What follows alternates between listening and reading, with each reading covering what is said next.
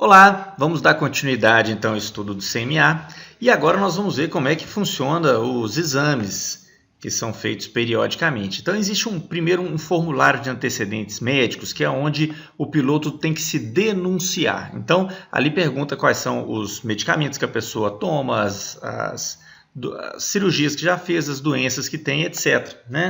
Estou vendo aqui no formulário, está perguntando se tem diabetes, se tem alguma lesão de cabeça, tontura, desmaio, Então, são coisas que talvez, se não fosse perguntado, passaria despercebido no exame. Por exemplo, é o caso da pressão arterial.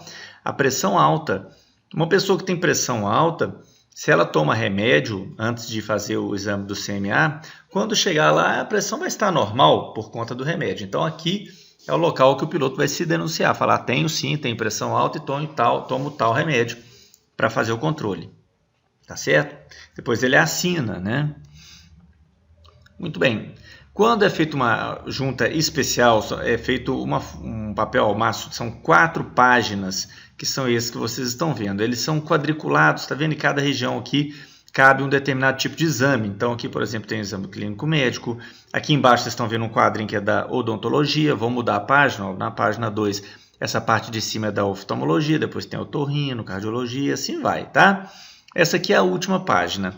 Nessa última página, vocês estão observando ali, mais ou menos do meio um pouquinho para baixo, tem de pareceres, E aí tem vários quadrinhos que os médicos que forem examinando o paciente vão fazendo o X do lado esquerdo aqui se estiver favorável, do lado direito se estiver desfavorável, tá? E esse é o lugar onde o presidente da junta, quando for fazer o seu julgamento, é o primeiro lugar analisado por ele, ver se tem algum xizinho do lado direito aqui nos quadrinhos que são desfavoráveis. E quais são os critérios, então, para provar um CMA de primeira classe? Observe, então, que os critérios eles variam de classe para classe. Na primeira classe, que é o PLA, do sangue é pedido esses exames ali de sangue, observar que tem o beta-HCG para as mulheres, para ver se está grávida, tá? E esse exame é necessário que saia o resultado dele antes de fazer outros exames, como, por exemplo, o raio-x, que pode fazer mal para uma mulher grávida no neném, na formação do neném. É feito exame de urina, exame de fezes somente para CMS, que é o comissário de bordo, Por que isso, gente? Porque o comissário ele manipula alimentos, E tem alguns vermes que dão no intestino da gente que dá muito prurido anal, O caso, aí, por exemplo, do Strongyloides. Então, a pessoa com esse tipo de verme aí pode ficar com coceiras, etc., acabar contaminando sua mão, por isso que é importante fazer exame de fezes. Exame psicológico, o candidato não deve ter nenhum tipo de problema, nem dependência, psicose, neurose, etc. Transtornos de personalidade, humor, etc. Observa, gente, esses transtornos de humor, por exemplo, é o caso da depressão. E olha o que está escrito aqui embaixo. Depressão em tratamento é aceita se o candidato tiver laudo psiquiátrico afirmando não existir risco no desempenho de suas funções. Tá vendo? A depressão é muito comum, A depressão ela acontece no decorrer da vida da gente mais ou menos em 1/3 das pessoas. Então, é um problema bastante frequente, mas o piloto ele pode ter tido depressão e tudo se ele estiver bem e levando um laudo do psiquiatra dele falando que ele está bem controlado, ok, pode continuar voando. Diabetes, tem 2 tipos de diabetes. Tem o insulino dependente, que é o que acontece em crianças, o paciente normalmente é mais magro, e ele depende do uso de insulina. Esse não pode voar de jeito nenhum, é não apto. Agora, o segundo tipo de diabetes, que é chamado diabetes tipo 2 ou não insulino dependente, esse pode ser aprovado no voo sim, mas o CMA dele vai valer só 6 meses, 180 dias, tá bom? Então, se ele é PP, em vez de fazer 5 anos, o CMA dele vai valer 6 meses, tá bom? Esse não insulino dependente, ele não depende da insulina, que é injetada no subcutâneo, com seringas. Esse daqui consegue utilizar alguns medicamentos para controlar o diabetes. Então é um diabetes mais leve. Problemas ortopédicos, o inspecionando não deve apresentar qualquer deformidade que seja suscetível de causar deficiência funcional. Então, observe que não está escrito exatamente qual que é o problema. Fica por conta do ortopedista resolver. No bom senso dele, se tem alguma deformidade ali que atrapalhe ele exercer a função de piloto, vai ser retirado. Eletroencefalograma exigido somente no exame inicial. Tá?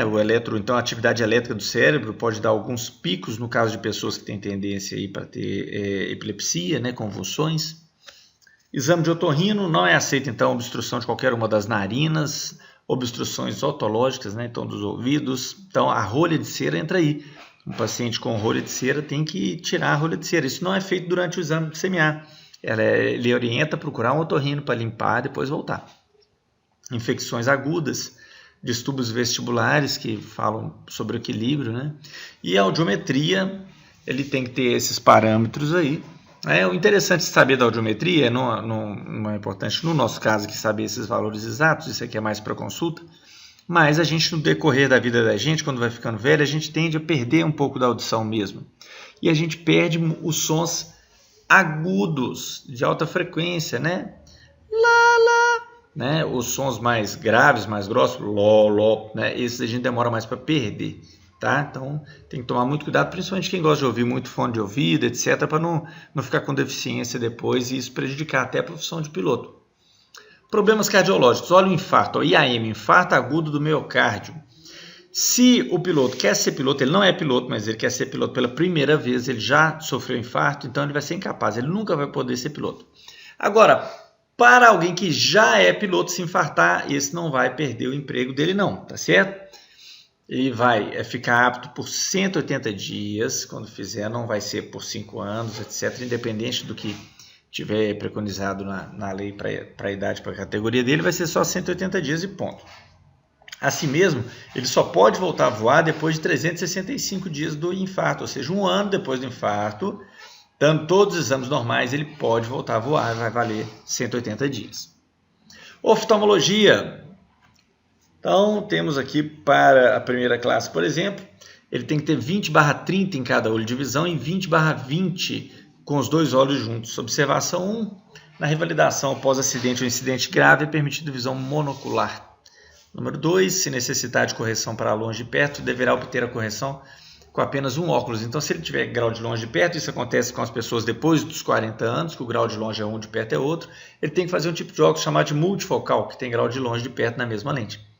E 3, se necessitar de óculos, deve ter um óculos de reserva. Então, o piloto sempre deve ter um óculos de reserva, tá? Então, é 20/30 em cada olho, 20/20 binocularmente. Deixa eu voltar o slide aqui, na tabela, para vocês verem, né?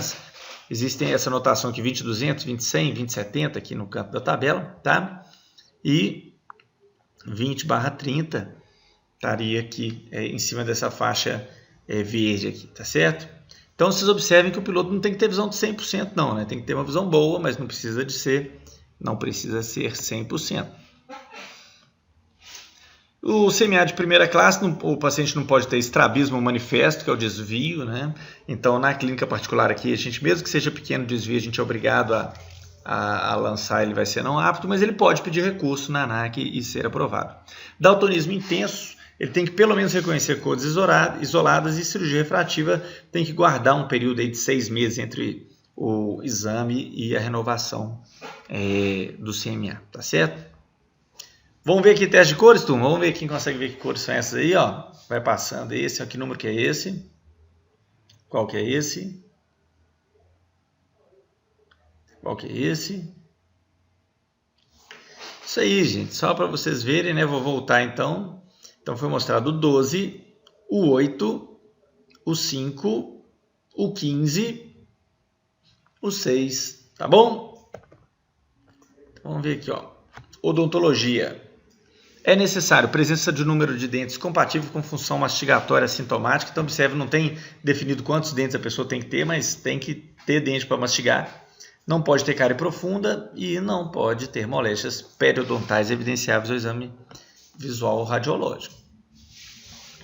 Bom, as mulheres aeronavegantes civis e aeroviárias deverão trazer na revalidação do seu CMA laudo ginecológico e o exame preventivo, ou laudo do exame preventivo, tá certo? As inspecionadas de qualquer categoria ficarão obrigadas à realização de teste de gravidez antes do exame radiológico, como já dissemos. Vacinação, lembrar que isso eu já avisei no RBAC, não tem, mas tem no RBH, então tá valendo. Não tem mais sido cobrada, era obrigatória a imunização contra a febre amarela e tétano, obedecendo-se ao calendário recomendado, tá? Mas é conselho de amigo manter sempre em dia. tá? Podem te cobrar. Peso, o candidato tem que estar nos limites razoáveis, e não muito gordo, não muito magro, né? O IMC não pode ser maior do que 40, né? Eu lembrar que o IMC para a gente calcular é o peso dividido pela altura ao quadrado. É isso aí, turma. Muito obrigado e fico à disposição aí para alguma dúvida. Até mais.